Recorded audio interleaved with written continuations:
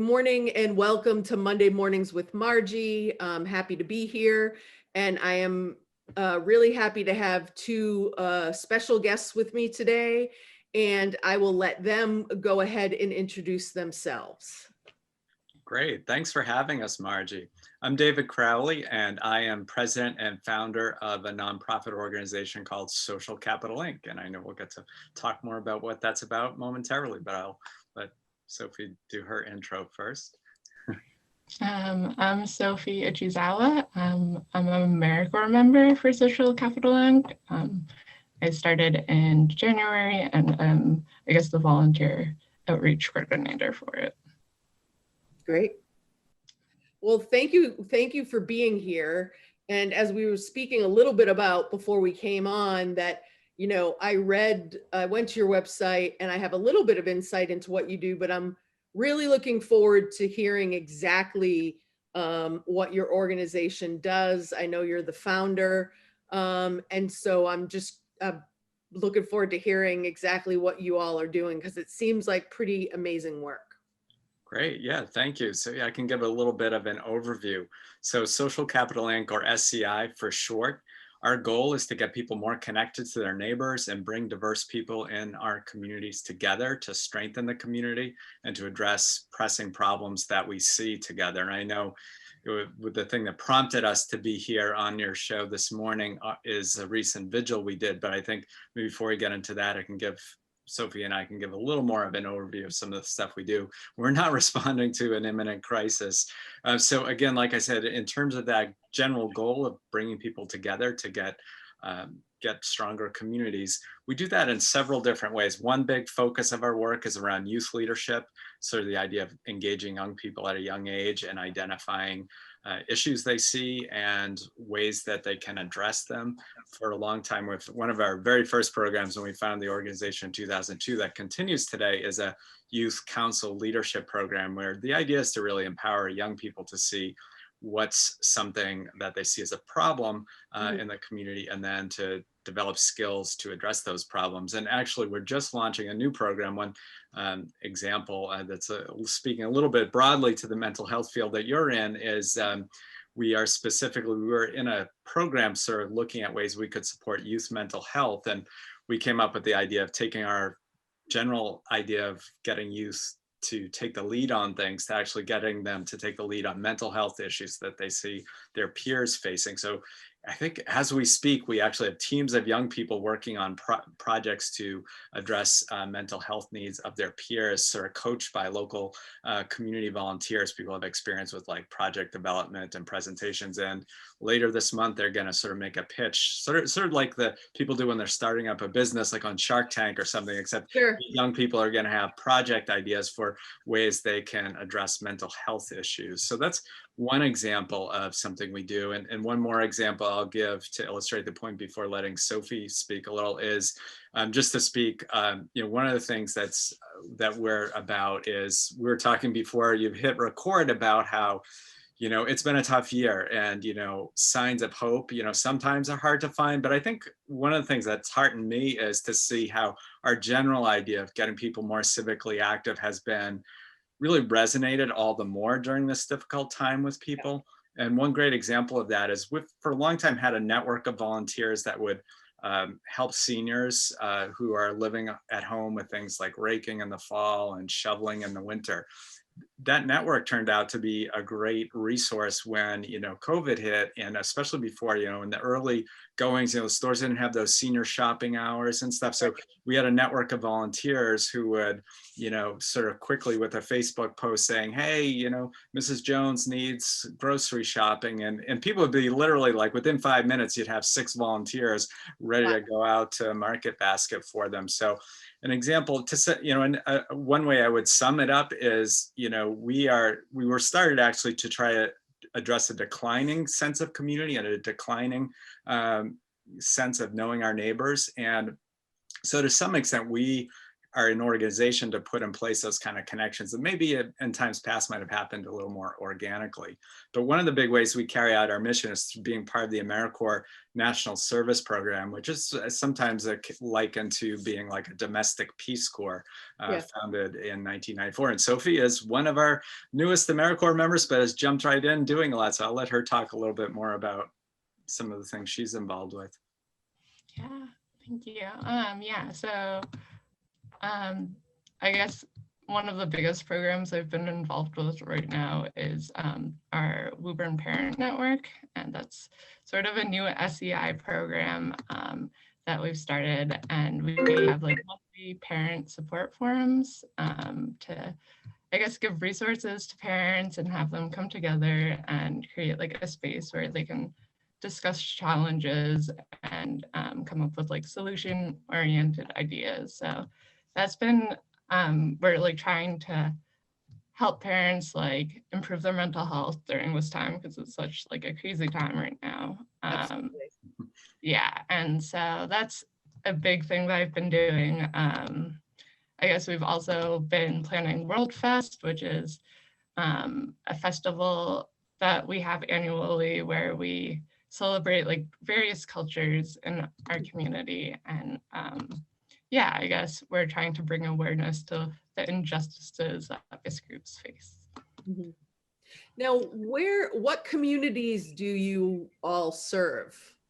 Sure, great question. So we started in my hometown of Woburn, and that's where our headquarter office is. But when we do return to an office at some point, that's where we'll go.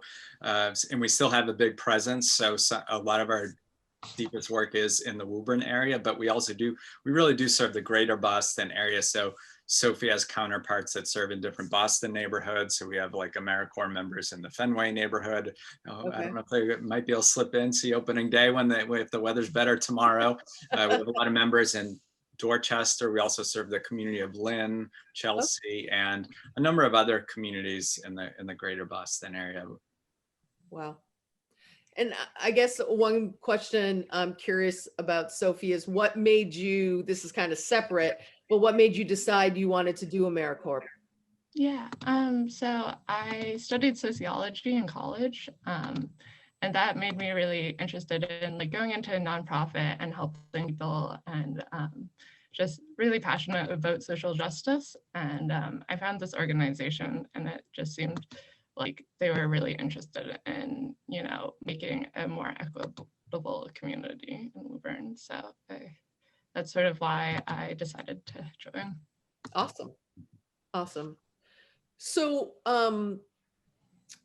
another question I was thinking about is, so how do you reach people? Like what platforms do you use as an organization?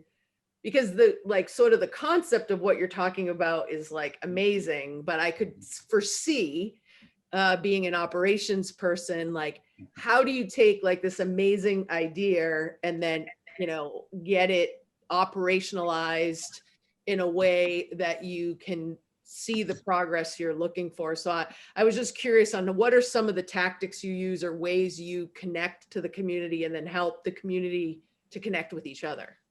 Yeah, sure.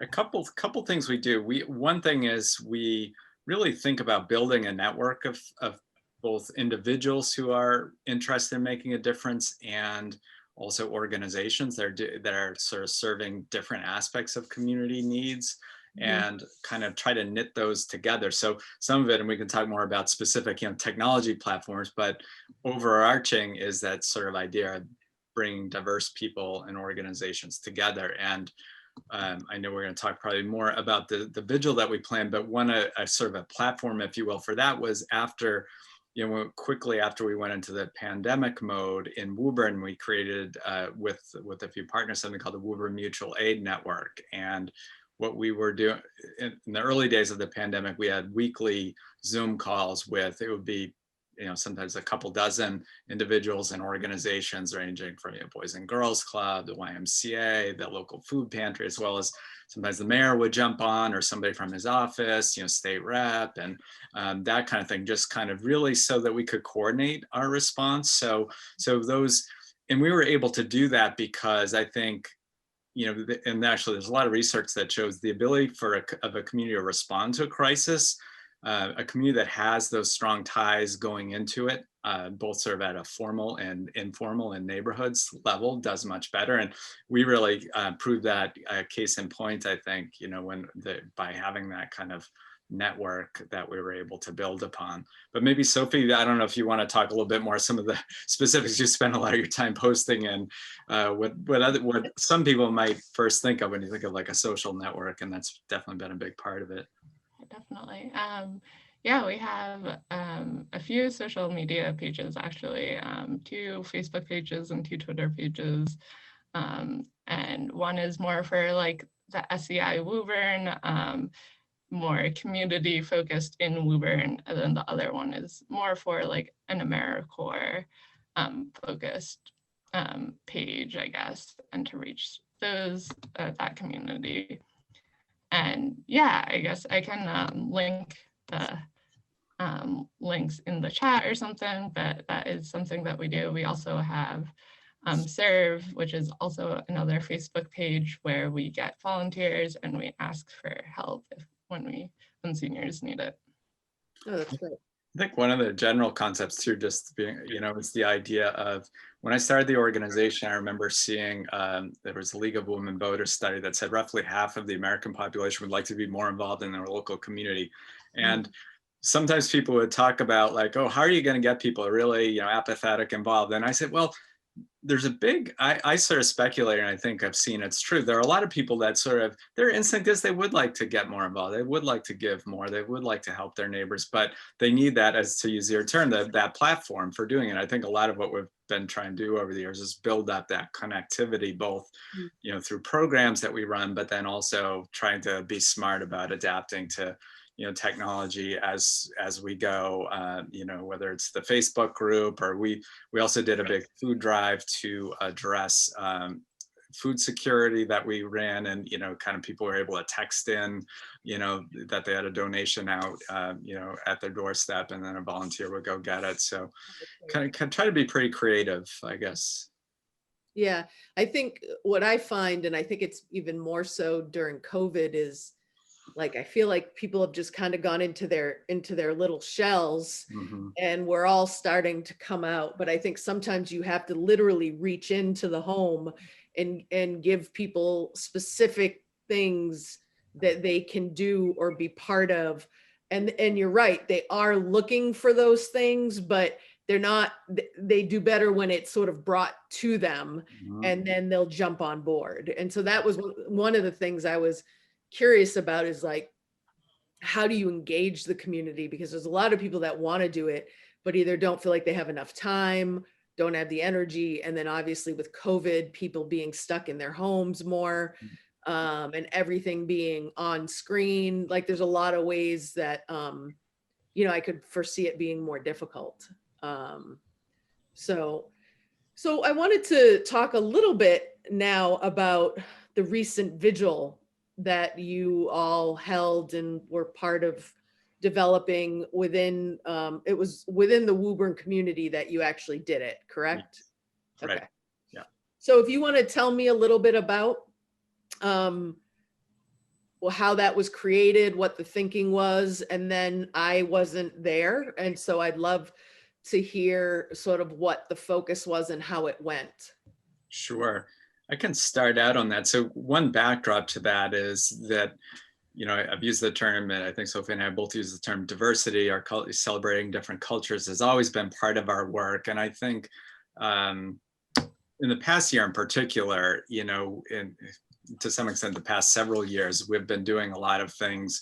We helped create a group called Woburn Unites that was looking at really trying to have people in our communities feel as welcome and included as possible, when sometimes the national rhetoric has been not so much in that direction over in recent years. So we have been, prior to getting into this vigil, doing other kinds of programs, trying to show support for diverse cultures, sometimes more educational, sometimes more getting deeper into social justice issues. So like in February for Black History Month, we had some educational video film screenings followed by discussions. And we also partnered with another group on a program called Disrupting Racism, kind of getting people to look at ways they can address racism in their own lives. And so that was a little bit of a backdrop. So we've always kind of been working with people on that sort of racial justice and inclusion topic.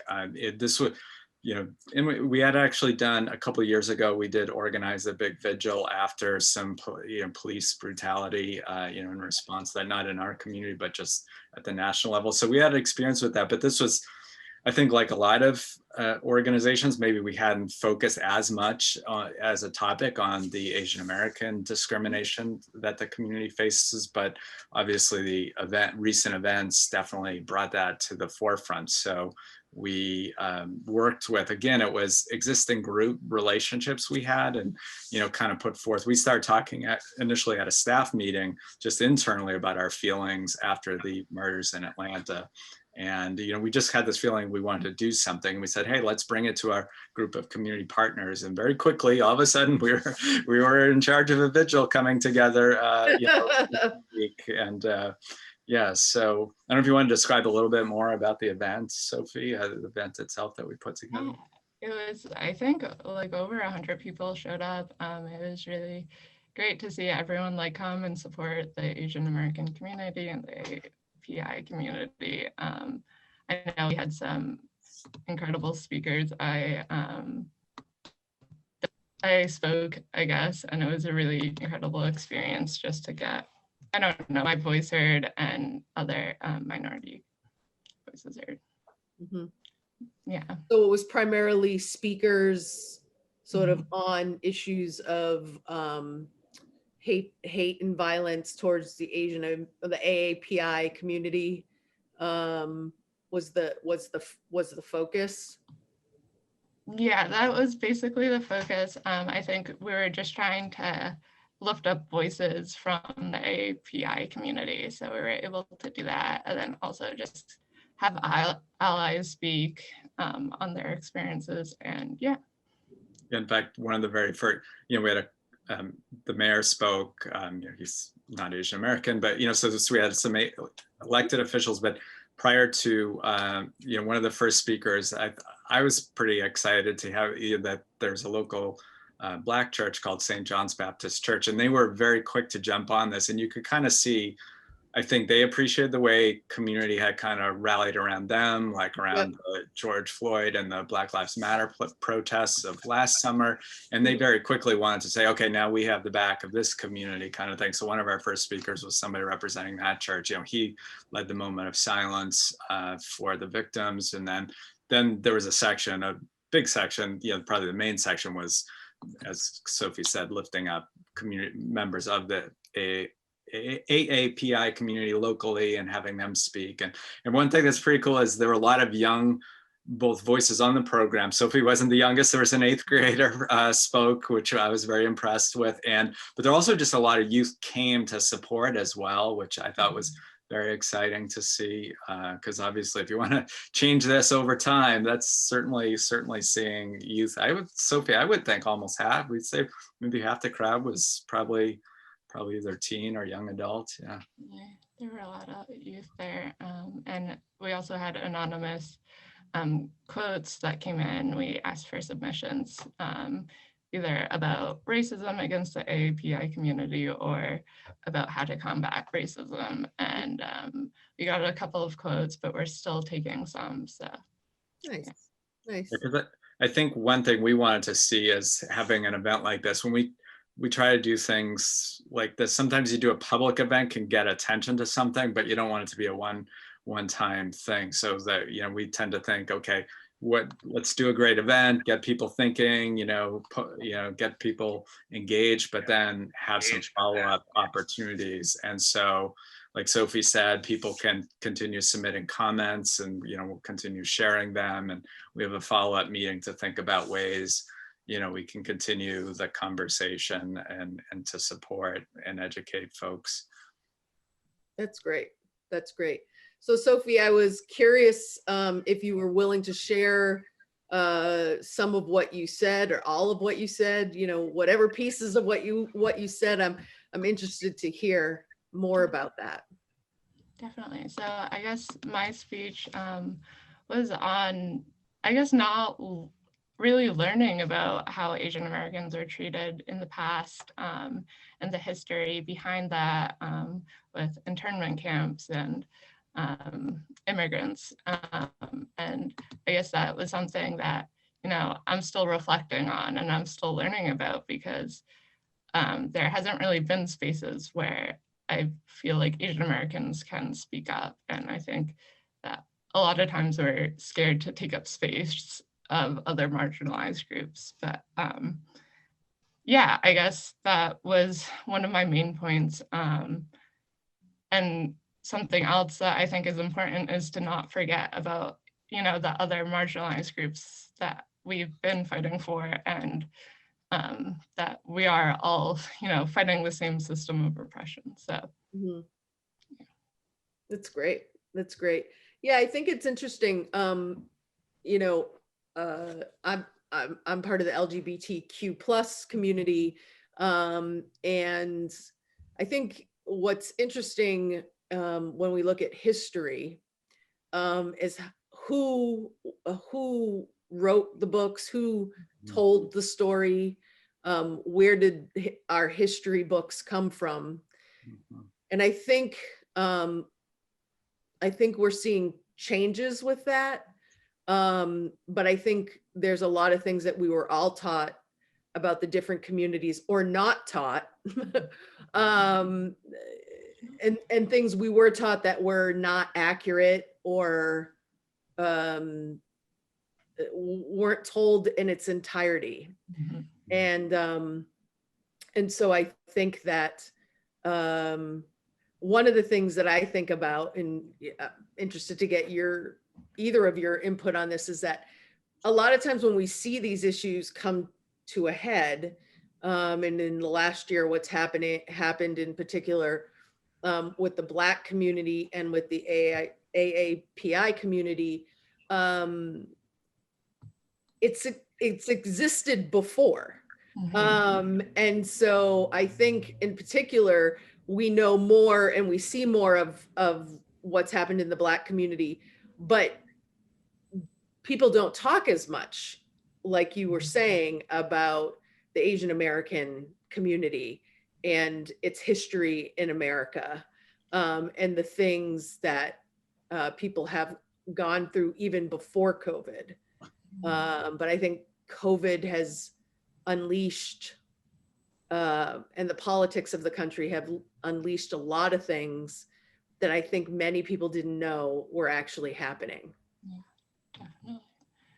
And I guess going off of that, there is this like idea of the model minority and a myth of that. And I think that also affects, like, oh, no, there's not as much racism against Asian Americans, and also it creates a divide between, you know, people of color.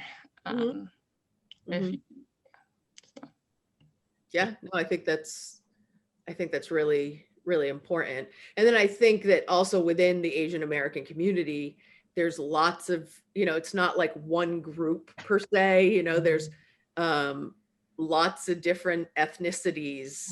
And I think that also often happens within minority communities, is people don't realize how much diversity exists within the communities. And so all those things, I think, are critical to understanding this and moving forward. But I guess I'm inspired to know that, you know, the Black church in your community was so willing to come out and support this, because I think that's what this is really about. I think it's about, you know, the oppressed groups, and non-oppressed groups coming together, people who are willing to do that, to be part of this, coming together to support each other. Because that's what's going to change things, is when everybody can stand together. And then when you can have allies who are willing to come and speak out as well. So I guess one other question I have related to this topic is, what were there people who spoke about, and you said allies, but people who spoke about like how you can help, what can you do? Either if you witness something or just globally, you're sitting watching the news and you see these things come over the news, and maybe it's not in your community, but you see it and you feel helpless and you want to do something. Were there things that specifically came out of this vigil that people shared? That's for either of you. Yeah, I was trying to see, it looked like you were ready to say something, Sophie, are you thinking about it? I can speak on this, either one. Yeah, I mean, I guess my first thought is, I think on this topic, in part because it, at least for a lot of the non-Asian American community, I think that this was so maybe not on people's radar so much, for some of the reasons Sophie said, this perceived model minority myth kind of thing, among others.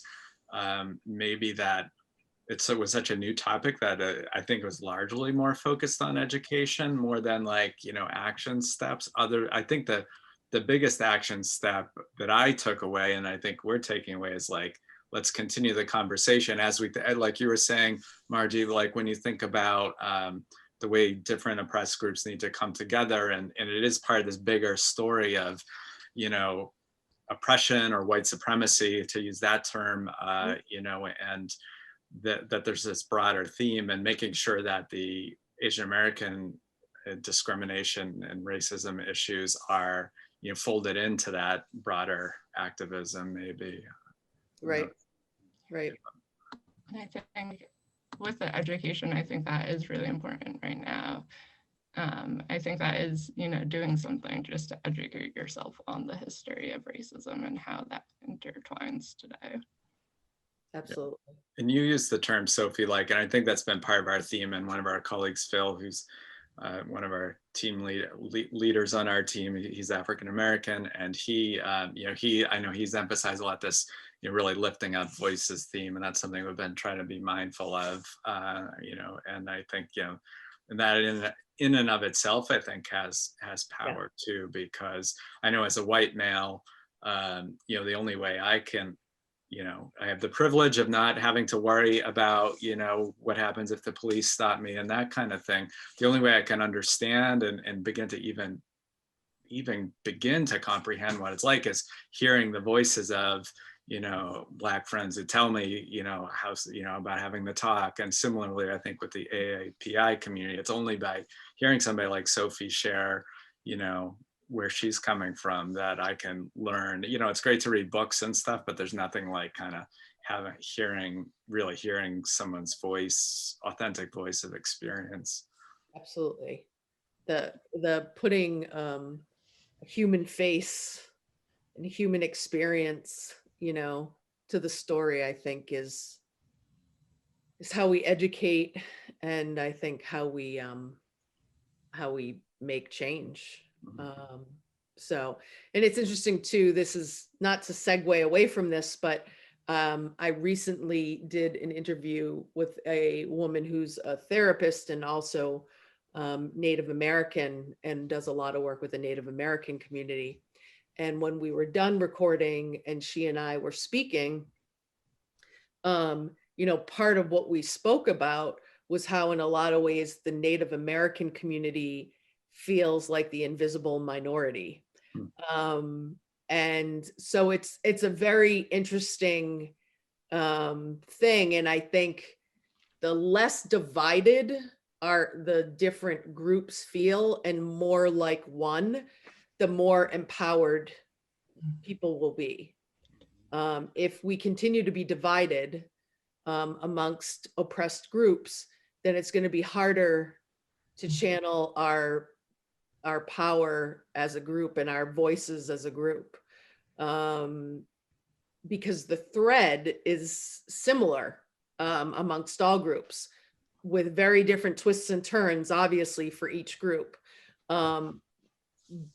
But the more, people of different groups can understand each other's pain and work together, the better it's going to be for all these groups and then for future generations to come. So I think I'm inspired to know there were so many young people there, because I agree that's where our focus needs to be, is on the younger generations like Sophie, like Sophie's generation, to bring this to the forefront and make change.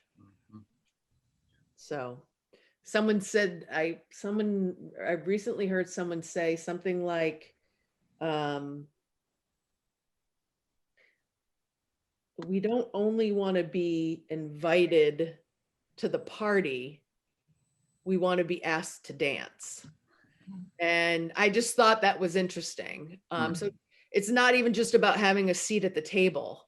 Like a seat at the table is great, but then your voice needs to be part of the discussion, and your story and your input and your perspective needs to be part of the story as well. So makes sense. Great. Well, thank you both for coming and sharing the amazing work that you all are doing and sharing about the vigil that you had. I appreciate you taking the time out to come speak with me about that. And we have a site through Achieve in Woburn, so maybe we can find other ways of connecting, separately, but we could talk about that another time.